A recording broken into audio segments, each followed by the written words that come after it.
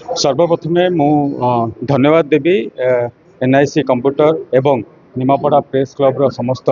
सदस्य मानू जो मानकर प्रचेषार 29तम संस्करण आज दिन में अनुष्ठित होती रक्तदान शिविर एवं समस्त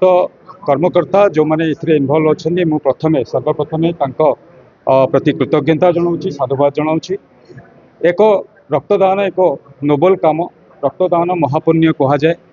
एवं आम संस्कृति आम परंपरा आम सनातन धर्म रे परोपकार एवं दानर गोटे महात्म्य अच्छी तार मध्य रक्तदान सर्वोत्तम दान भाव में परिगणित एवं आज दिन में एक अति शुभ दिन एवं आपण मैंने मत इनभाइट कर उपस्थित हवा से कृतज्ञता जनाऊँ समस्त आयोजक मानू एवं 29तम संस्करण जहाँ आज उपनीत होती जहाँ मुझे अपडेट होली एवं से जिते भी साधुवाद देले जिते भी कृतज्ञता जनइले आपण मानू से कम हम यहीपरि कार्यक्रम मानू आज युव समाज आगे आसतु रक्तदान महत्व को बुझंतु समस्त को गोटे आम बुझेवा दरकार रक्तदान द्वारा कहार क्षति हेनी गोटे सोसाइटी मिथ अच्छी जे रक्तदान कले आमर शारीरिक दुर्बलता अनुभव यहाँ भूल आजिका डेट्रे आमर साइंटिफिकली मध्य प्रमाणित जे रक्तदान द्वारा आम शरीर स्वास्थ्य दिगरे पॉजिटिव दिगरे डेभलप हुए ना कि नेगेटिव तेणुक आमर युव समाज आगे आसतु निजे रक्तदान कर सहित अन्य मानू प्रेरणा दिंतु एवं एटा गोटे जन आंदोलन रूपे ठिया करूँ। आज दिवस रे मु समस्त को शुभेच्छा जनाऊँ कृतज्ञता जनाऊँ जो मैंने आज दिनटी को एपरी भाव आयोजन कर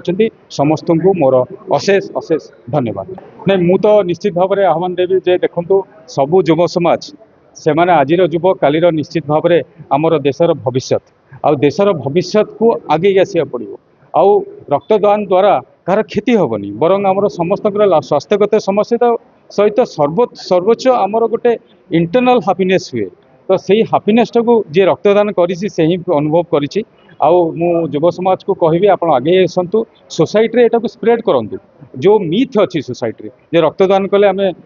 गोटे आमर शारीरिक दुर्बलता हुए सेटा को मध्य दूर करिया दरकार एवं युव समाज निश्चित भाव में आगे आसतु मु समस्त को आह्वान प्रेस क्लब तो निश्चित हूँ गणतंत्र चतुर्थ स्तंभ तार प्रत्येक जगार से रहा दरकार जो लोकंर सुविधा सुजोग अच्छी से रहा दरकार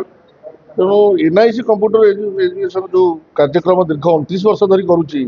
गोटे ब्लड डोनेशन कैंप यहाँ गोटे ऐतिहासिक कथा कौन से अनुष्ठान आज दीर्घ 29 वर्ष है कौन कार्यक्रम करमती कार्यक्रम करनी तेणु आम तार आदर्श अनुप्राणित होते गोटे रक्तदान भाया शिविर में प्रेस क्लब जेहेतु विभिन्न अनुष्ठान सहित बर्तमान अनुबंधित हो कार्य करुचे तेणु आम रक्तदान शिविर में प्रेस क्लब रही सर्वसम्मति निष्पत्ति अनुसार कार्यक्रम कराना